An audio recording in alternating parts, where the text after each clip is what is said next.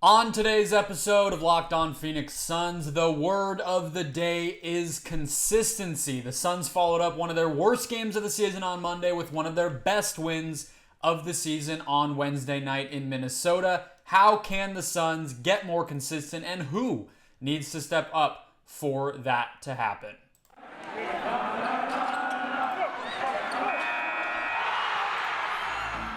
You are Locked On Suns, your daily Phoenix Suns podcast, part of the Locked On Podcast Network, your team every day.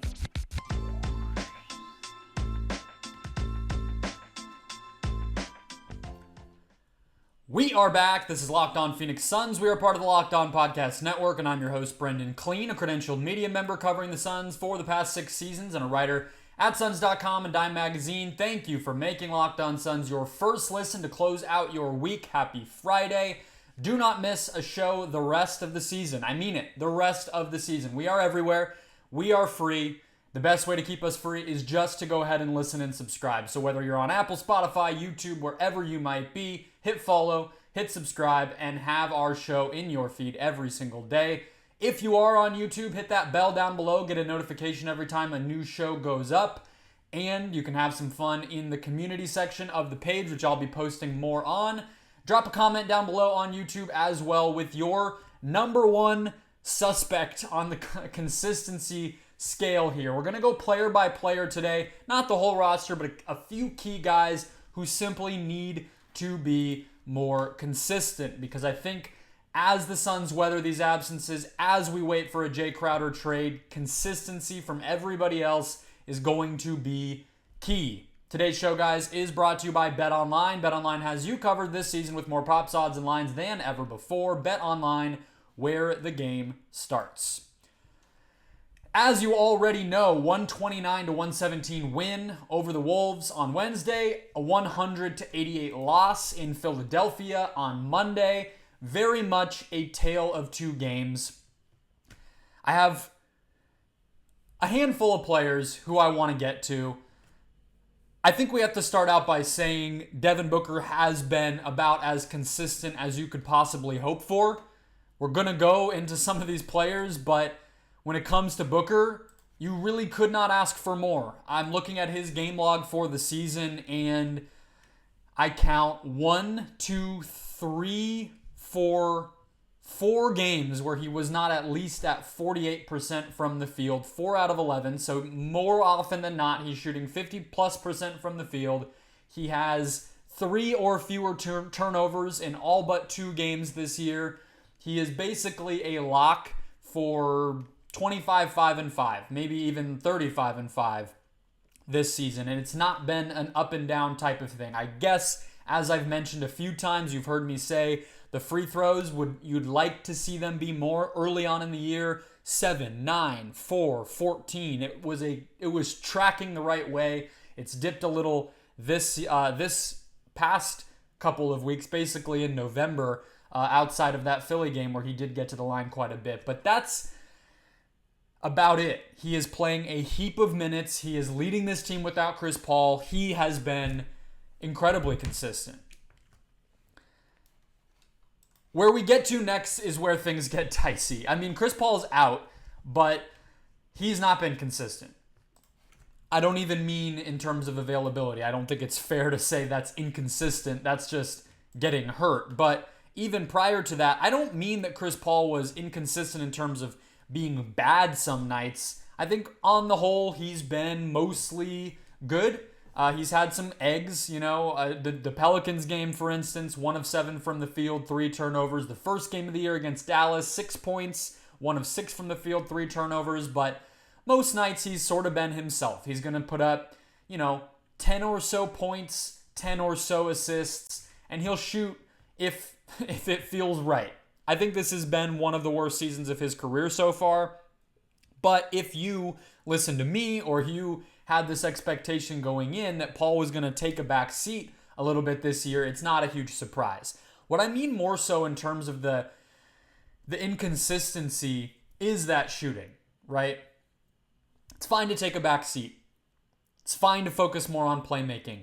The problem has been that I thought we would see a Chris Paul who took more threes, who saved his energy, who played fewer minutes, and kind of balanced out that way. But he's actually still playing quite a few minutes every night. He's playing 30.2 minutes per game, which is less than last year, but I wanted to see that number get under 30 pretty consistently, and he's had nights this year already where he's been at 36.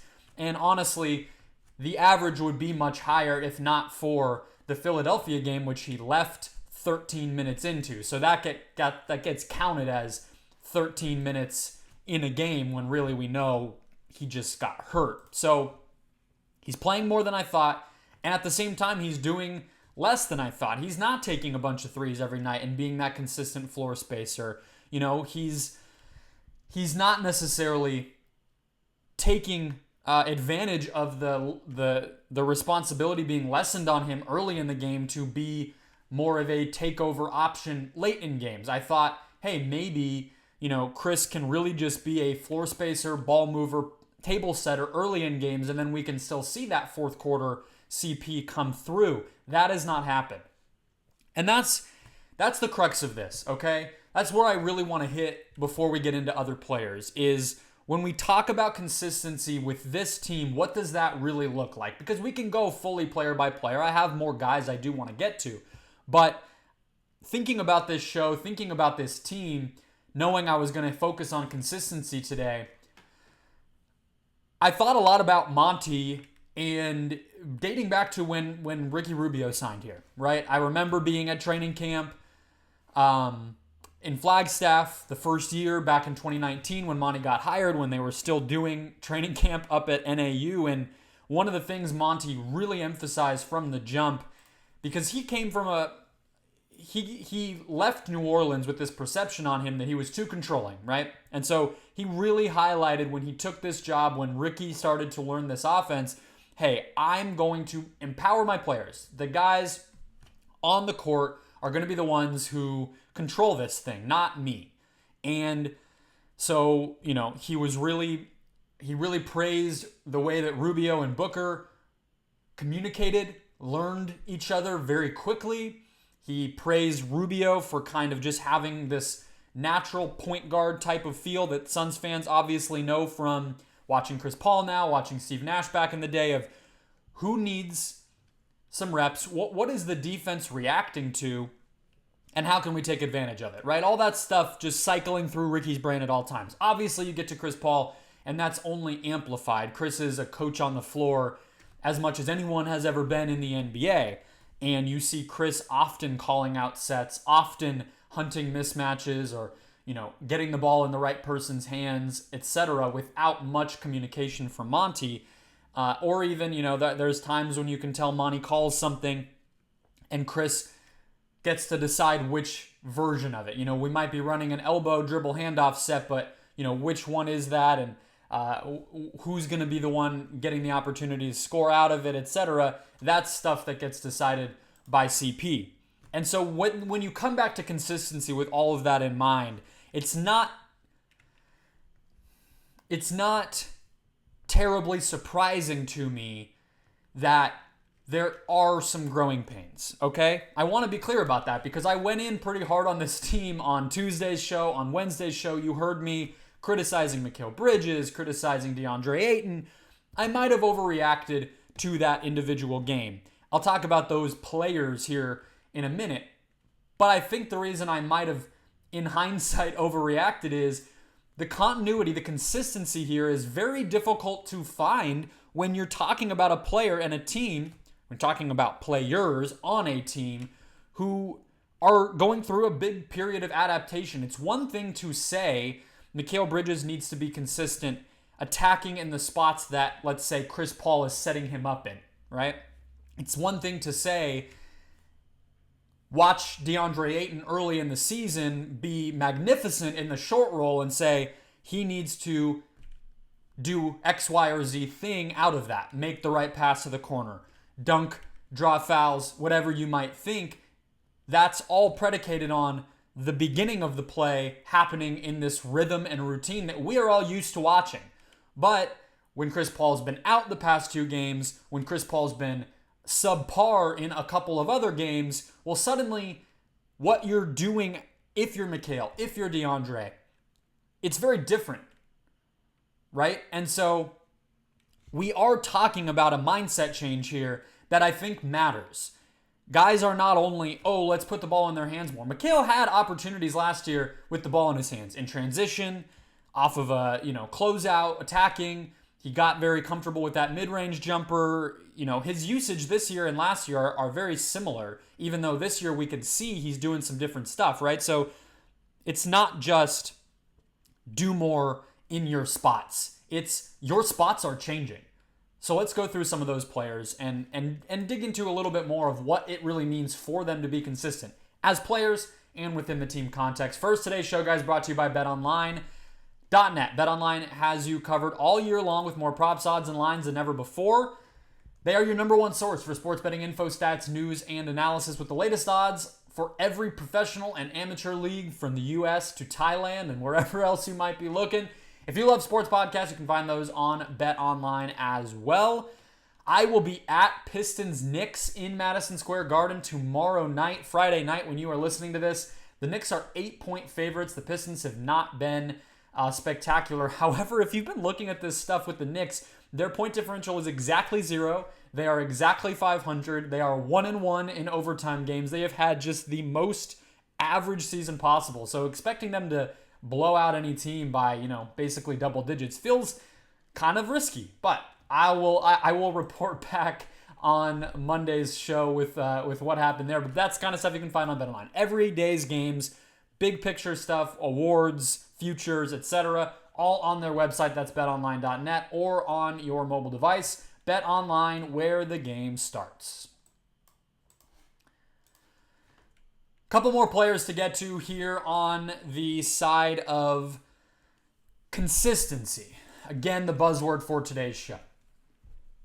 Talked about Book, talked about CP, sort of the balancing act there, the massive adjustments. I really do think it's fair to call them massive this season. I want to look at usage just to give a little bit of a picture of that for you guys. So after last night's game, Mikal is finally at what would be a pretty considerably high career high for him in usage rate.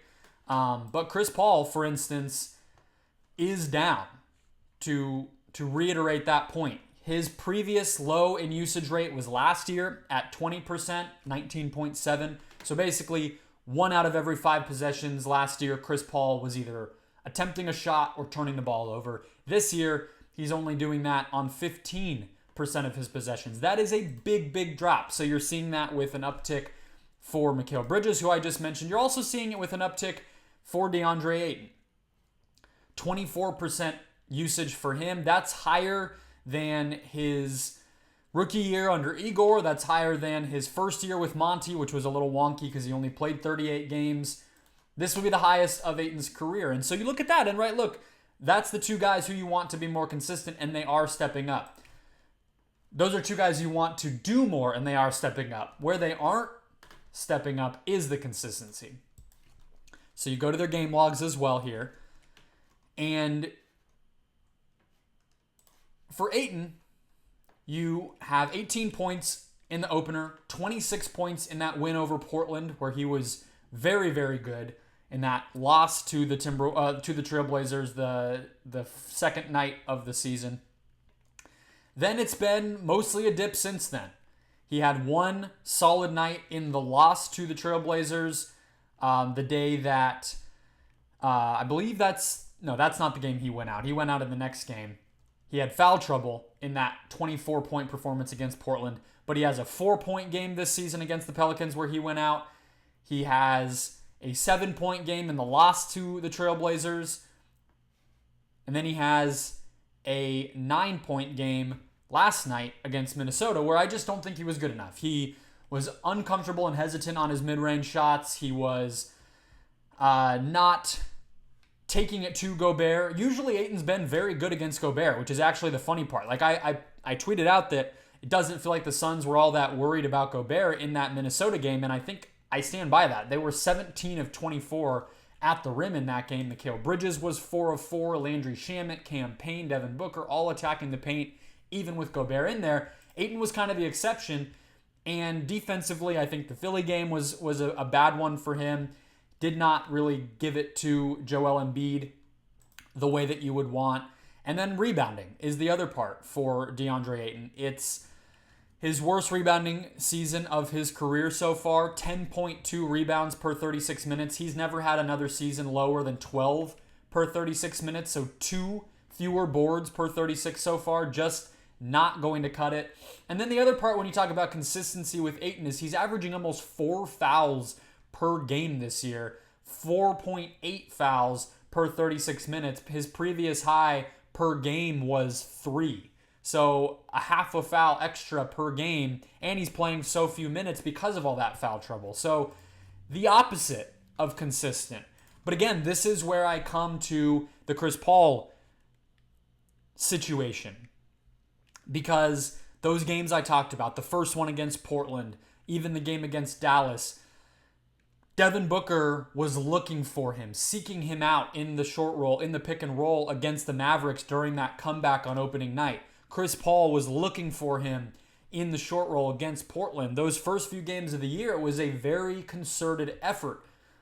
As Chris Paul has upped and down, as Ayton plays more minutes with Cam Payne, as Book isn't zeroed in on Ayton and regresses a little bit. I don't want to say regresses like a bad thing, but goes back to how he normally had played, which, whether we like it or not, Booker has never been a guy who's passed to Ayton all that much. I don't think there's anything to that. I just think, Booker's, even when he's in the pick and roll, even though he is a skilled passer, he's passing based on what is happening with the gravity that he's creating as a scorer, right? He's not passing with the mind of a point guard necessarily. He's not passing as a player who's, dribbling the ball up the floor and executing these specific sets every time down. He's handling the ball in situations where I'm going to run a play, and most likely it's going to be something simple, and most likely it's going to free up one of, maybe 2 or 3 things on the court, and I'm skilled enough now, and I read the game at a high enough level, I'm going to get the ball to that person.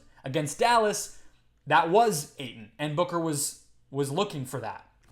That's not going to be the case every night. So what do you do from a consistency standpoint if you're DeAndre Ayton? Well, as frustrating as it may be, you have to tidy up the other stuff. This is what we've been talking about for years with Ayton. It's what we've been talking about with Mikal this year, where it's not one or the other, okay? It's not one or the other.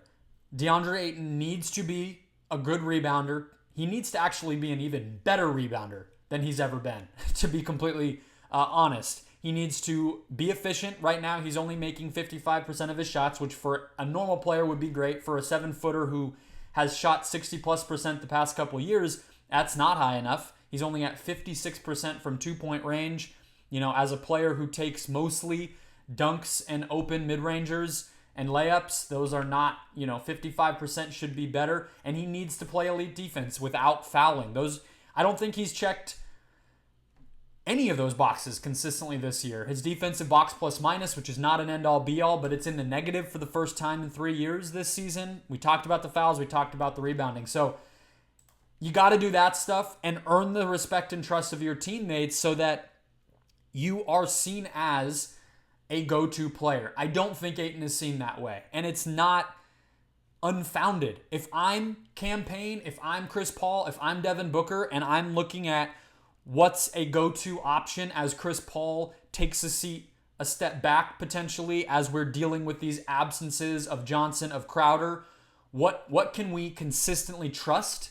I don't know if that's DeAndre Ayton. I don't know what reason he's giving me to believe that. If he's not even doing the basics of his job on a nightly basis, how am I supposed to feel good enough about what he is for us that I'm going to feed him offensively?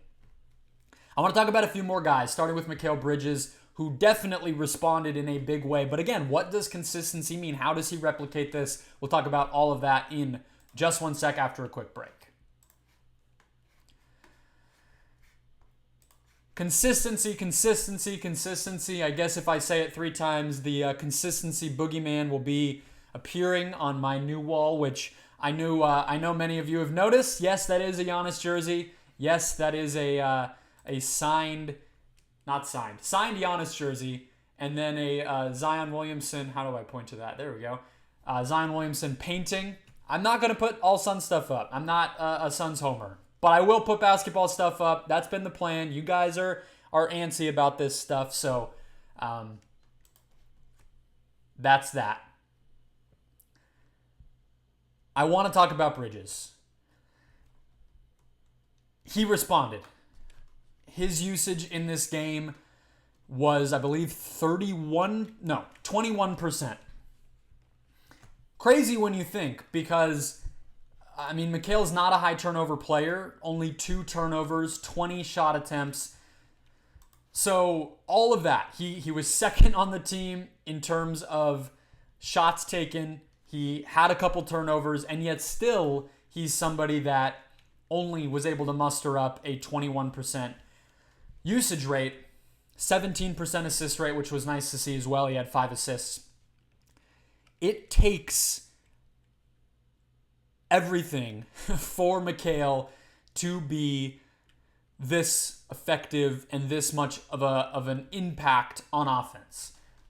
And I think that's part of the, I don't want to say the problem, it's part of the conundrum of Mikal Bridges, right? Because he's not, as much as maybe we want him to be, he's not a 3-point shooter in the same way that Cam Johnson or even Landry Shamet is a 3-point shooter. He's not going to come off of a screen and jack one up off balance and have that be a consistent part of his game, right? He's not, he can cut and whatever. That's not going to be a consistent pathway to baskets. He needs the ball in his hands in order to really maximize himself. But the conundrum is, well, okay, Cam Payne also needs the ball in his hands. Talk about him in a second. Devin Booker also needs the ball in his hands. Not needs, but should have, right? Deandre Ayton, who we just talked about, he doesn't need the ball in his hands, but he's going to be best if he's getting more of those post-ups and elbow touches. There's a ton of players who can be effective off the ball. We've basically seen that for 2 years, right? We know Bridges can be a good off-ball offensive player, but then when he's suddenly asked to do more because the defense is selling out to stop Chris Paul in a playoff series, well, Bridges isn't equipped to step up from that. Same thing with all these guys. That's the point of all of these adjustments all season long. So to get this level of consistency, like I just said, Bridges needs to maximize what he does with his opportunities. You know what I mean? To get 31 points on just a 21% usage in a game is magnificent stuff, but he had to make vastly more than half of his shots, and he had to be very low on turnovers and do it all. He also generated some points for himself by just getting steals and running out. He was 4 of 4 at the basket. A few of those came in transition. He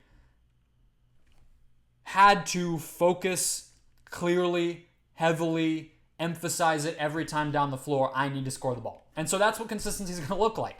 Again, like I just said with Ayton, it's not one or the other. It can't just be that Bridges' main impact on a game is you look at the opposing box score and you say, okay, great, he clamped down on Friday night. It'll be the Magic. Let's say Banchero has a bad night because Bridges guards him quite a bit.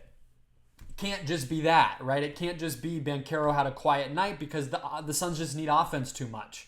It can't just be, made a few spot-up threes when he was open. Because, again, the Suns just need offense too badly without Johnson, without Crowder, and if Paul doesn't play again. So, consistency looks like this guy does not have an easy task, but it's, play a bucket load of minutes, maximize every chance, every touch that you get, take the threes as much as you possibly can when they're there, and drive to the basket. Because the other part of this, to wrap up on Mikal, is he can draw fouls. We are seeing that, and that can be something I think he develops more as time goes on, because you saw when he was going at Gobert, when he was going at Towns, when he was attacking in transition, teams don't have a choice but to foul him, and it's so easy for him to draw those fouls because he's so long.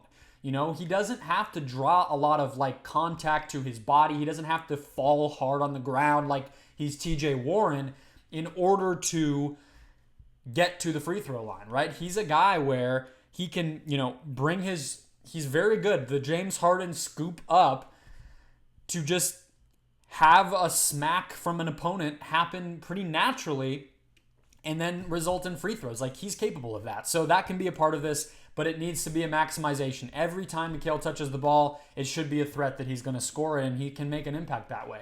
All right, let's go rapid fire through some bench guys. I think Cam Payne, I actually don't have a lot of notes on because he has been very consistent. I talked about it in terms of force. You heard me last night on the recap show. Payne being one of the only guys on this roster that consistently plays with force. And he did that last night. He's done it most nights this year. I don't really worry about him based on the groove he seems to be in this year. Talked about Ayton, talked about Bridges, talked about Booker, Paul. I want to hit Landry Shamet. I hit on him quite a bit. You heard me on the recap show there as well. Consistency for him is aggressiveness. I think his teammates would be thrilled if he took 5 threes a game and every so often had a 1 of 5 night. Or if he, drove the ball, moved the ball decisively rather than just backpedaling out of his flow. If he turned the ball over 3-4 times every few games, and it looked a little ugly sometimes because it would show that he's playing downhill, playing aggressively the way that he needs to in order to have an impact. He's not going to be a difference-making defender. He's not going to be a difference-making playmaker.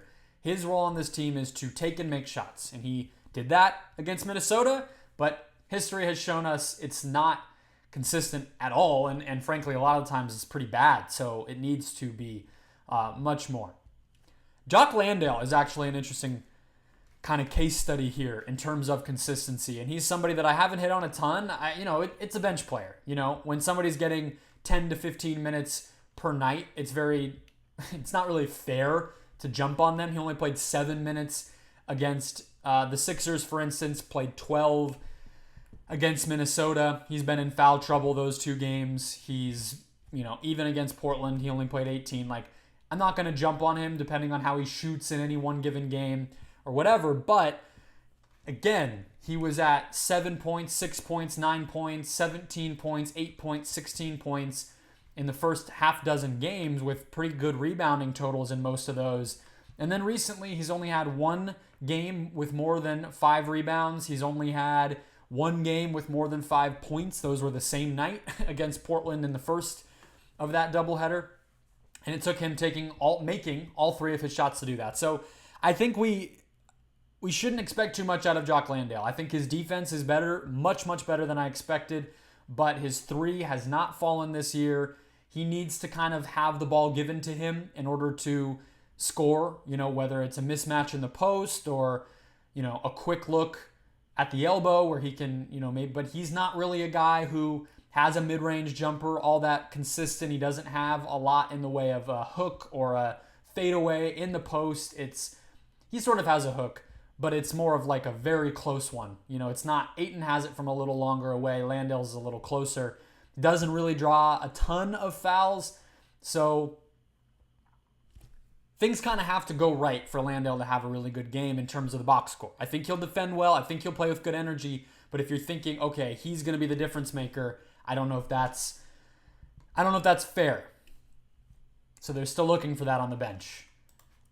Landry Shamet, Torrey Craig, I think is the last guy I want to hit here.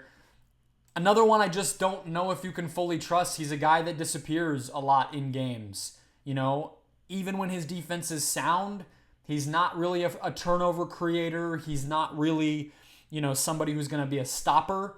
He's more of a get-in-the-wayer, right? And we saw that against LeBron James in the bubble when Denver played them. We've seen it at different times. Giannis for the Suns in the finals. These guys where, he might put up a little bit of a fight, but if he's not really being a difference maker in terms of, creating turnovers, stopping guys one-on-one, he's not much of an offensive threat. His rebounding, usually good, but it can come and go.